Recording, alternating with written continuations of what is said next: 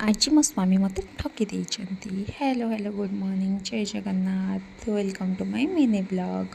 सकाळु सकाळु मो चूड़ा कदली चकड़ी देकिनि मो स्वामी के देइथिली खाइबा पे मो खाई नहीं। काली राति आमर कथा होता कि तुम्हें मत बनाना शेक बनई दब से कहले हाँ मुझे बनईदेवी। मुझे जदि न बनई पार ना मो पैसा देवी ना जदि बनईदेल तो पैसा देव। तो ठीक अच्छे सका सब बनई ना तो मुझे कहली पैसा दियो ना ना राति की बनईदेवी ये ठीक कथा कि कहले। तापर कहीकि पलैले पु मोर शोला शोक उठिला से कांदिला मु तलू नहीं आसती पिला सागे से खेल बोली।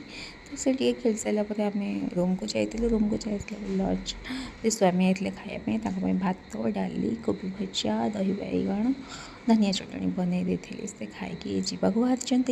ये पुओ जमा भी छाड़ूनी सी भी जीव कांदुची तो मो कति से जमा आसुनी मत बाय बाय कही पड़े जाऊँगी। फोन ता बाबा आसिक मत देदेले जमी से जो कांद देखु ताकू शुई देवाक जाए मत निद लगी जाता। तब मुझे आसी बासन गुड़ाक पड़ा धोई नहीं एमती जब मो भिडियो भल लगुच मत लाइक शेयर सब्सक्राइब निश्चय करेंगे।